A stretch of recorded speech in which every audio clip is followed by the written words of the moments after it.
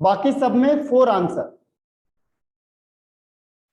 केवल क्या होगा कि जो CSCl है, CSCl और BCC और सिंपल, सिंपल में 1, BCC में 2 और CSCl में 1, इसके अलावा जितने भी होंगे उसमें ध्यान रखना नंबर ऑफ पार्टिकल या नंबर ऑफ एटम 4 होंगे। ठीक है, केवल सिंपल में नंबर ऑफ पार्टिकल या एटम 1 होता है, BCC में 2 होता है और CSCl में 1 होता है। ये 3 याद रखना। इसके अलावा कोई भी आएगा आपके पास तो आप समझ जाओ नंबर ऑफ एटम 4 होते हैं इन जनरल। ठीक, और आपको ये सिंपल में तो हमने देख ही लिया। सिंपल में अभी मैंने बता दिया आपको 1। ठीक है, सिंपल में हो गया 1 और इसके बाद ये NaCl टाइप है, NaCl में 4 हो गया और इसमें नो चेंज हो गया। अब मुझे ये बताओ 45 का number of atoms per unit cell of FCC अभी हमने डिस्कस किया था, फिर भी आंसर बताओ जरा। इसमें किसको टिक करोगे आप लोग? Number of atoms per unit cell of FCC अभी हमने डिस्कस किया था, इसका आंसर 45 का आंसर हमने डिस्कस किया था अभी। हाँ ओके अंबिका। अब देखो यहां से हम 2-3 दिन इसकी प्रैक्टिस करेंगे और 4 के बाद 5 दिन हम टेस्ट लेंगे इसका, फुल फ्लैश टेस्ट। ठीक है, वो अच्छी तरह से आपको आना चाहिए। इस बीच में 10 रिपीट करेंगे और याद करेंगे सारी चीजों को। नेक्स्ट डे यानी 4 डेज के बाद आपका टेस्ट होगा पूरा। नंबर ऑफ यूनिट सेल अभी मैंने आपको बताया, FCC में number of unit cell per unit cell कितना होता है? FCC में number of unit cell, number of atom sorry in unit cell. हाँ यामिनी, अंबिका और श्रुति आंसर बताओ। श्रुति,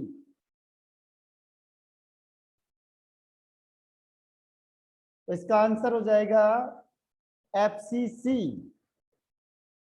इसका आंसर है D, 4 is the right answer.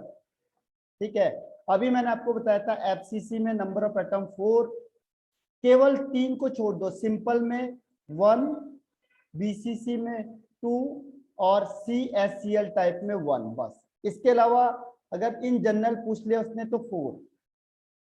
अब ये आपका नेक्स्ट है कैसे कैलकुलेशन बेस्ड है। कैलकुलेशन में आपको बता देता हूं, देखो BCC दिया हुआ है, अभी हमने कहा BCC के लिए नंबर ऑफ एटम 2 हो गए। डेंसिटी आपको गिवन है, डेंसिटी देखो कितनी गिवन है, 53 पॉइंट समथिंग जो भी है। और एटॉमिक मास आपको गिवन है, एटॉमिक मास किसमें दिया हुआ है? एटॉमिक मास यानी कि M, ये दिया है 6.94। एज लेंथ निकालने को बोला आपको, एज लेंथ यानी A निकालना है आपको। ठीक है, तो A निकालना है तो हम क्या करेंगे, देखो पहले डेंसिटी का फॉर्मूला निकालो। डेंसिटी इज इक्वल टू क्या होता है? Z into M upon A³ into Na।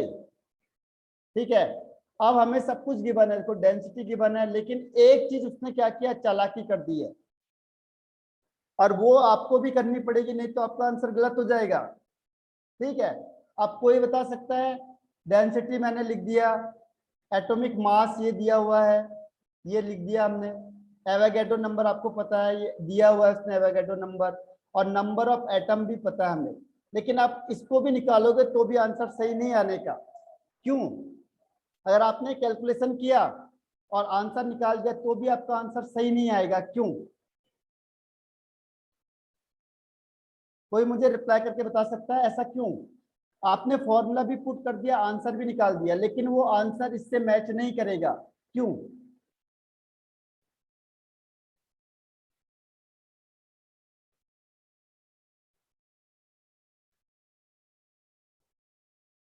No answer. देखो आंसर मैच क्यों नहीं करेगा, उसके लिए क्या है, ये थोड़े हाई लेवल के क्वेश्चन आते हैं, ये कॉम्पिटिटिव में भी देते हैं। ये देखो इसकी यूनिट क्या है, केजी है, और इसकी यूनिट क्या है, ग्राम है। जब दो चीज अगर आप यूज करोगे तो दोनों की यूनिट सेम होनी चाहिए। इसको केजी में चेंज कर दो।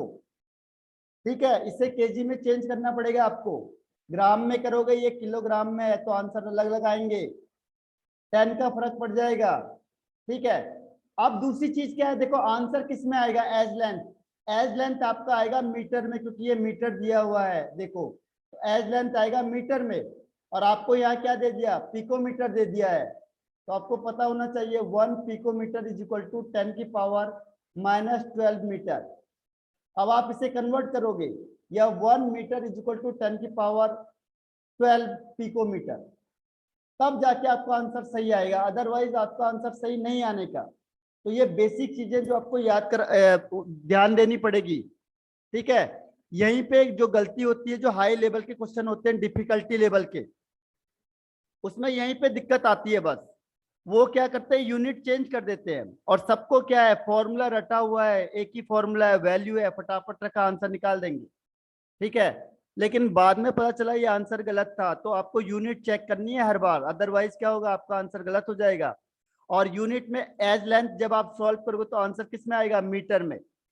लेकिन आपको यहाँ किस में दे दिया, इसने पिकोमीटर में दे दिया, तो फिर आपको इसे चेंज करना पड़ेगा पिकोमीटर में, तब जाके आपका आंसर सही आएगा, अदरवाइज आंसर सही नहीं आएगा, ध्यान रखना ये।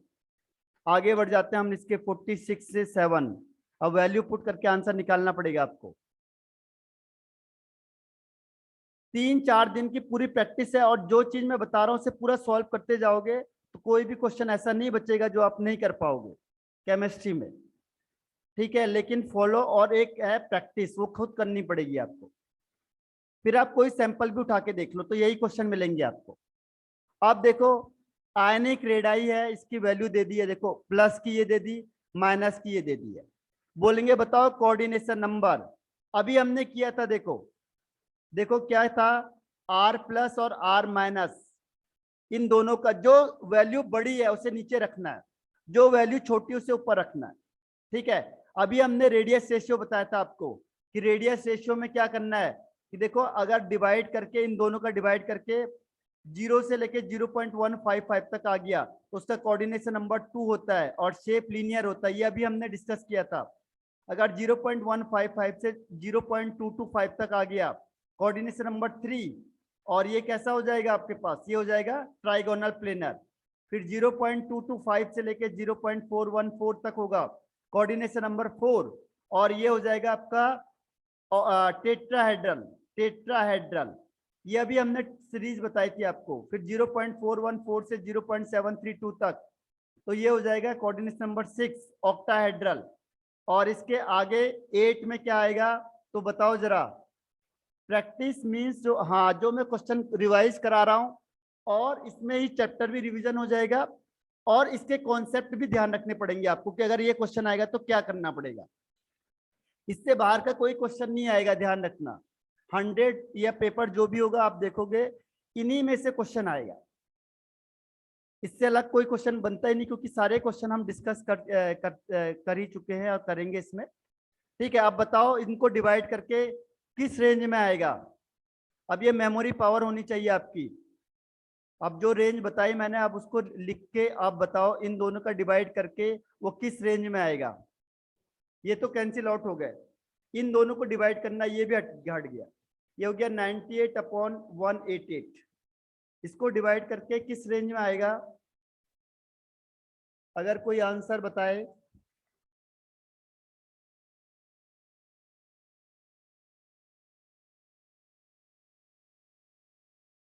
181 डिवाइडेड बाय 98, तो कौन सा आंसर होना चाहिए, देखते कौन जल्दी करता है। वेरी गुड हेमंत, हेमंत ने सही बता दिया आंसर इसका। इसका आंसर होगा ऑक्टाहेड्रल 6। कैलकुलेट कर लेना आप लोग। हाँ अंबिका, वेरी गुड, ठीक है। ये मेमोरी पावर बढ़ानी है आपको, जो बोला जा रहा है वो साथ में कॉन्सेप्ट भी आ रहे हैं, और कॉन्सेप्ट ऑलरेडी आ जाएंगे क्वेश्चन के साथ साथ। आप देखो करेक्ट स्टेटमेंट कौन सा है, फ्रैंकल डिफेक्ट में डेंसिटी डिक्रीज होती है, अभी हमने देखा। दूसरा है फ्रैंकल डिफेक्ट डिसलोकेट होता है। तीसरा है फ्रैंकल डिफेक्ट में हैलाइड्स होते हैं एल्कली मेटल के। और चौथा है कि जो स्कॉटकी डिफेक्ट होता है उसमें कोई इफेक्ट नहीं होता डेंसिटी का। आपको ये बताना है कौन सा करेक्ट स्टेटमेंट है, विच वन इज करेक्ट, इनमें से कौन सा है जो बिल्कुल सही है। 48 क्वेश्चन, कौन सा ऐसा है जो करेक्ट है बिल्कुल।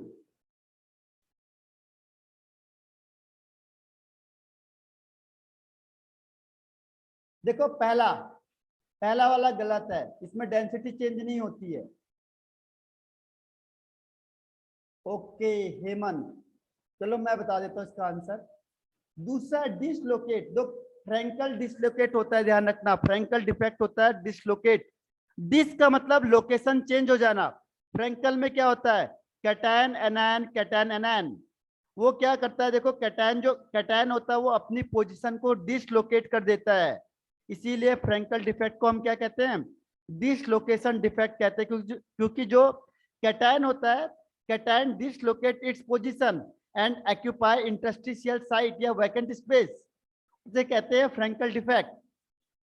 तो फ्रैंकल डिफेक्ट कैसा होता है, डिसलोकेशन वाला, यानी कि ये डिसलोकेशन। तीसरा गलत है, एल्कली मेटल के साथ नहीं होता। और चौथा है कि स्कॉटकी डिफेक्ट में नो इफेक्ट ऑफ डेंसिटी, जबकि शॉर्टकी में क्या होता है, डेंसिटी डिक्रीज हो जाती है क्योंकि आयंस रिमूव हो जाते हैं। शॉर्टकी डिफेक्ट का मतलब क्या होता है कि equal number of ion. Schottky defect में क्या होता है, देखो इक्वल नंबर ऑफ कैटायन और anion are missing. Equal number क्या होते हैं, यहाँ से मिस हो जाते हैं, तो इक्वल नंबर ऑफ कैटायन और एनायन मिस हो जाते हैं यहाँ से, इसकी वजह से क्या होता है, डिफेक्ट आता है, तो यहाँ पे डेंसिटी डिक्रीज हो जाती है। इसीलिए सारे के सारे स्टेटमेंट रॉन्ग है, केवल एक करेक्ट है, सेकंड वन। तो ये देखो साथ साथ रिवीजन भी होता है, ध्यान रखना पड़ेगा अब आपको। फ्रैंकल डिफेक्ट में एग्जाम्पल क्या होता है, देखो फ्रैंकल डिफेक्ट का एग्जाम्पल एजी वाले जितने भी, जैसे एजीसीएल, एजीबीआर, एजीआई, एजी वाले जितने भी हैं वो फ्रैंकल डिफेक्ट के एग्जाम्पल है। शॉर्ट की डिफेक्ट के कौन कौन से हैं, जैसे NaCl हो गया, ठीक है, इस टाइप के जो भी होंगे वो कौन से होंगे, शॉर्ट की डिफेक्ट। तो कई बार वो एग्जाम्पल भी पूछ लेता है आपसे, इससे ज्यादा क्वेश्चन पूछ ही क्या सकता है, सोचो आप, इससे पॉसिबिलिटी नहीं है इससे ज्यादा क्वेश्चन पूछने की। अब है देखो, metal crystallises out with the cubic structure edge length आपको दे दी, और 4 मेटल एटम है इन 1 यूनिट सेल, यानी FCC हो गया। तो बताओ रेडियस ऑफ 1 एटम। अब देखो क्वेश्चन घुमा दिया उसने, 4 एटम दे दिया, तो 4 एटम मैंने आपको बताया था किस केस में होता है, FCC के केस में होता है। तो बोलेगा 1 एटम का रेडियस बताओ, यानी A और R में क्या रिलेशनशिप है FCC में। क्वेश्चन देखो डायरेक्ट ना देके थोड़ा इनडायरेक्टली पूछ लिया उसने कि 4 मेटल एटम है एक यूनिट सेल में, यानी FCC है, क्योंकि सिंपल में 1 होता है, सिंपल में नंबर ऑफ एटम 1 होता है, BCC में 2 होता है, तो बाकी क्या बच गया, FCC, यही 3 है आपके पास। तो क्वेश्चन वो घुमा के दे देता है, डायरेक्ट नहीं देता कई बार। अब देखो FCC में क्या होता है, A is equal to 2√2R, edge length आपको दे रखी है, रेडियस आपको निकालना है, इस फॉर्मूले में रखोगे आंसर आ जाएगा। तो ये क्वेश्चन क्या डायरेक्ट नहीं है, इनडायरेक्ट क्वेश्चन होते हैं, ये डायरेक्ट वाले नहीं है, बल्कि कैसे है, इनडायरेक्ट क्वेश्चन है ये समझ में आया, रिप्लाई करना यस नो। क्वेश्चन देखो घुमा के दे दिया कि 4 मेटल एटम है एक यूनिट सेल में, तो आपको अंदाजा लगाना आप कौन से टाइप का होगा ये, ठीक है। तो यही चीज है, बस इसी में आपको घुमा सकता है वो, बाकी में नहीं घुमा सकता। ये कैसे क्वेश्चन होंगे, जो हाइट लेवल टाइप के होंगे। क्वेश्चन नंबर 50 में देखो, मेटल है FCC, आपको एज लेंथ दे दी है, एज लेंथ मतलब A इज इक्वल टू दे दिया 404 पिकोमीटर। डेंसिटी देखो, अब क्वेश्चन में क्या होता है, कहां पे गलती करते हो आप लोग, देखो ये दे दिया पिकोमीटर में और ये दे दिया आपको डेंसिटी सेंटीमीटर में। अब आपने कैलकुलेशन किया, फिर कहोगे आप आंसर तो गलत आ रहा है हमारा, तो गलत क्यों आ रहा है, क्योंकि यूनिट चेक करो आप, देखो ये सेंटीमीटर है, ये पिकोमीटर में, तो ध्यान रखना 1 पिकोमीटर इज इक्वल टू 10 की पावर -10 सेंटीमीटर। तो ये पिकोमीटर को किसमें चेंज करो, सेंटीमीटर में, तो इसको मल्टीप्लाई करना पड़ेगा 404 इंटू 10 की पावर -10 सेंटीमीटर। अब करोगे आप तो आंसर सही आ जाएगा आपका। गलतियां कहाँ पे होती है, यहाँ पे गलती करवाता है वो आपसे, जबरदस्ती करवाता है गलती, क्योंकि उन्हें पता है कि इसको कोई ध्यान नहीं देता यूनिट को। सब लोग क्या करेंगे, जैसे क्वेश्चन देखेंगे फॉर्मूला अप्लाई करेंगे, आंसर निकालेंगे, लेकिन क्या नहीं देखेंगे, यूनिट कोई देखता नहीं है। आपने आज तक देखी कभी भी यूनिट, कोई भी यूनिट नहीं देखता, सीधा क्या करता है, फॉर्मूले में रखा आंसर निकाल देते हैं और फिर पता चलता आंसर गलत आ रहा है। रीजन क्या है, यूनिट का फर्क हो जाता है, इसीलिए यूनिट को बहुत फोकस करना है। देखो यूनिट में बहुत ज्यादा जो चीजें होती है वो यूनिट में अफेक्ट करती हैं, ठीक है। बाकी आप फॉर्मूला वही लगा लो डेंसिटी का, डेंसिटी इज इक्वल टू क्या होता है, Z into M upon A cube into N A. अब यहां से जो जेड है, देखो जेड कैसे निकालेंगे, एफसीसी है तो जेड इज इक्वल टू 4 हो गया। मोलर मास क्या है, मोलर मास आपको निकालना है। उसके बाद एवोगाड्रो नंबर गिवन है, एज लेंथ आपको दिया हुआ है और डेंसिटी आपको दी हुई है। वैल्यू पुट करोगे आंसर निकल जाएगा। बस इसमें टेक्निकल पॉइंट कहां पे वो ध्यान रखना है, ठीक है। तो ये क्लियर हुआ 50 वाला। जितने भी हाई लेवल के क्वेश्चन है इससे हाई लेवल का नहीं आएगा आपके पास, ठीक है, ये ध्यान रखना। ये क्वेश्चन थोड़े हाई लेवल के हैं बस। अब 51 क्वेश्चन, 51 क्वेश्चन में देखो मेटल मिक्स्ड ऑक्साइड है, सीसीपी में ध्यान रखो, यानी आपको फिर फॉर्मूला निकालना है, ठीक। अब आपको क्या पूछा उसने, देखो कि जो सीसीपी है, क्यूबिक यूनिट सेल है, वो ऑक्साइड है। तो यहां ध्यान रखो सीसीपी में क्या रख दिया, ऑक्साइड ओ रख दिया। दूसरा 1/4 of tetrahedral void are occupied by divalent metal, ठीक है। डाइवैलेंट मेटल, इसमें से डाइवैलेंट कौन है, देखो बी तो है मोनोवैलेंट, यानी ए होगा डाइवैलेंट, हाँ लिखा है ए।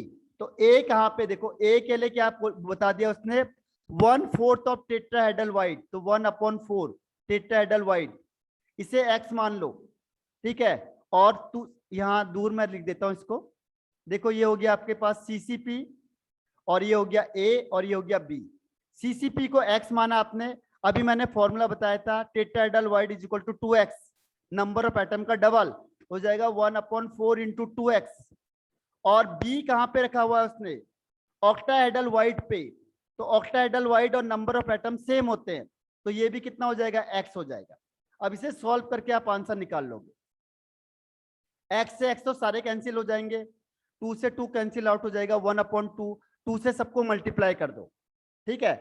2 से क्या करेंगे, सबको मल्टीप्लाई कर देंगे, तो 2 से मल्टीप्लाई करेंगे तो क्या होगा, सीसीपी में ओ रखा हुआ है आपने, तो इसको 2 से मल्टीप्लाई करेंगे 2, ये 1 हो जाएगा, ये 2 हो जाएगा, तो ओ के 2, ए का 1 और बी का 2, तो हो जाएगा A B2O2। इसका आंसर हो जाएगा A B2O2, ये आंसर। क्वेश्चन देखो डायरेक्ट नहीं देता है, पढ़ा तो आपने सब कुछ है इसमें, लेकिन लैंग्वेज चेंज करके दे देगा आपको, और वहीं पे गलती होने के चांस ज्यादा हो जाते हैं। तो बताओ ये 51 क्वेश्चन तक सही हुआ कि नहीं हुआ, आया कि नहीं आया, रिप्लाई करना मुझे, यस या नो। ये वाला कॉम्प्लिकेटेड है, एक क्वेश्चन ये जरूर देगा इस टाइप का, ध्यान रखना, ये क्वेश्चन जरूर आएगा 101%। Formula based question, density based question जरूर आएगा 101%, इसीलिए। और पैटर्न मैंने आपको बाकी भेज दिया है, और ये क्वेश्चन जरूर देता है, तो इसीलिए अच्छी तैयारी करना, हो सकता है ये ना आ जाए। इसके बाद नेक्स्ट है 52। अब देखो इजी और टाइम कंज्यूमिंग कैसे होगा, मैं आपको आज, मेरे पास पूरे 99 क्वेश्चन है इसमें, तो हमने अभी जितने किए हैं, इसके आगे फिर आप खुद ट्राई करके बताना, ठीक है। अभी 1-2 क्वेश्चन और करके फिर आप खुद ट्राई करोगे घर में, फिर मुझे आंसर भेजोगे, जहां दिक्कत आएगी फिर मैं आपको आंसर बताऊंगा। इसी से प्रैक्टिस होती है। प्रैक्टिस करने का क्या तरीका है, पहले खुद ट्राई करो, नहीं आएगा फिर मैं बताऊंगा आपको, तब आपको पता चलेगा आपने गलती कहाँ करी। अभी तक आपने क्वेश्चन ट्राई नहीं किया तो गलती का पता नहीं चलेगा। अब देखो फिर मेटल क्रिस्टलाइजेस एफसीसी, यहां ध्यान रखना, फेस सेंटर्ड का मतलब एफसीसी हो गया। एज लेंथ आपको दे रखी है पिकोमीटर में, आंसर चेक कर लेना, देखो ये भी पिकोमीटर, ये भी पिकोमीटर, तो चेंज करने की जरूरत नहीं है। अब आपको पूछा डायमीटर, यानी डी बताना आपको, डायमीटर मतलब D, D is equal to होता है 2r, ठीक है। अब आपको एफसीसी दे दिया है और एज लेंथ दे दिया है, तो एफसीसी में क्या होता है, ए इज इक्वल टू 2√2r, और अगर डी में कन्वर्ट करेंगे तो ए इज इक्वल टू √2d आ जाएगा। अब आपको डी निकालना है, तो a/√2, और √2 की वैल्यू होती है, इसको याद कर लेना, 1.414। अब इसको सॉल्व करोगे तो आंसर आ जाएगा आपके पास, ठीक है। अब तो कोई दिक्कत नहीं है, क्यों, आपने यूनिट चेक कर ली कि यहाँ पे भी पिकोमीटर में है, यहाँ पे भी पिकोमीटर में, तो चेंज मत करो आप, रहने दो सेम। और ये डायमीटर पूछा आपको, तो डायमीटर का मतलब डी निकालना है, तो डी इज इक्वल टू हर हमेशा 2r होता है, ध्यान रखना। क्वेश्चन घुमा के क्या पूछा उसने, आपको एज लेंथ दे दी और डायमीटर पूछ लिया, तो एज गिवन है, तो एज इक्वल टू 2√2r आपने पढ़ा है, लेकिन डी वाला नहीं पढ़ा है। तो D is equal to 2r, इसको यहाँ पे रखोगे तो हो जाएगा a is equal to √2d। तो d निकालना है तो a/√2। ठीक है, तो यहां तक ये समझ में आया आपको। ये लास्ट क्वेश्चन है आज के लिए, 53 वाला। बाकी मैं 99 क्वेश्चन आज भेजूंगा आपको, उसके बाद में भेजूंगा आपको असर्शन, रीजन टाइप, सारे क्वेश्चन इसी चैप्टर के, और फिर केस स्टडी बेस। पहले खुद ट्राई करोगे आप, गलत हो सही हो से कोई मतलब नहीं है, फिर मुझे भेजो आप, फिर मैं देखूंगा कहां आपने गलती करी है उसमें। ठीक है, अब इसका आंसर बता दो। इसमें नंबर ऑफ ऑक्टाहेड्रल वाइड्स पर एटम देखो इन क्यूबिक क्लोज पैक, इसका आंसर बता दो। देखो number of atom octahedral wide पर एटम पूछा है इसने, देखो पर एटम। ये नीट में क्वेश्चन आ चुका है 2 बार, ये क्वेश्चन नीट में आ चुका है 2 बार। ठीक है, तो अब आपको ये बताना है कि क्वेश्चन बहुत टेक्निकल क्वेश्चन है। नंबर ऑफ ऑक्टाहेड्रल वाइड पर एटम प्रेजेंट इन सीसीपी कितना होगा। ये जितना आसान आप समझ लो उतना आसान नहीं है, आप में से बहुत कम है जो इसका सही आंसर दे पाएंगे। ये सबसे टफेस्ट है नीट में, मैंने कह दिया कॉम्पिटिटिव लेवल में कुछ पूछा हुआ क्वेश्चन है ये। ठीक है, वो भी एक नहीं 2 बार पूछा हुआ क्वेश्चन है, और सही मैंने कहा आपको केवल एक है श्रुति जिसने इसका आंसर सही बताया, बाकी सबने गलत बता दिया आंसर। ठीक है, तभी मैंने कहा आपको लैंग्वेज को ढंग से पढ़ना पड़ेगा आपको, नहीं तो क्वेश्चन आप गलत करके आ जाओगे वहां। ठीक है, अभी देखो सीसीपी में आपके अकॉर्डिंग सही आंसर था। सीसीपी में नंबर ऑफ एटम 4 होते हैं, सीसीपी में 4 एटम होते हैं, लेकिन जितने नंबर ऑफ एटम होते हैं उतने ही ऑक्टाहेड्रल वाइड होते हैं, यानी 4 ऑक्टाहेड्रल वाइड हो गए। नंबर ऑफ एटम जितने उतने ऑक्टाहेड्रल वाइड्स। अब वो कह रहा है कि नंबर ऑफ ऑक्टाहेड्रल वाइड पर एटम, पर एटम। तो जब 4 ऑक्टाहेड्रल वाइड है और 4 ही एटम है, तो इसका मतलब क्या हो गया कि अगर एक एटम की बात करेंगे हम तो ऑक्टाहेड्रल वाइड भी कितने हो जाएंगे, एक ही ऑक्टाहेड्रल वाइड होगा। तो ये कॉम्पिटिटिव लेवल में क्वेश्चन पूछा है तो आसान थोड़ी होगा, क्वेश्चन घुमा के देते हैं वो। ठीक है, इतना आसान नहीं है, लैंग्वेज चेंज कर देते हैं वो लोग, और कुछ नहीं करते, लैंग्वेज चेंज हो जाती है बस, और आंसर बदल जाते हैं। देखो, तो यहां तक ये समझ में आया आपको 53 तक, बताओ क्लियर हुआ। ठीक है, इसीलिए मैंने कहा था आपको कि जो आप ये सारा सॉल्व कर दोगे इससे बाहर का क्वेश्चन नहीं आने का। तो आज के लिए मैं ऑफ कर देता हूं, क्योंकि आपको जाना होगा मेरे ख्याल से ट्यूशन वगैरह।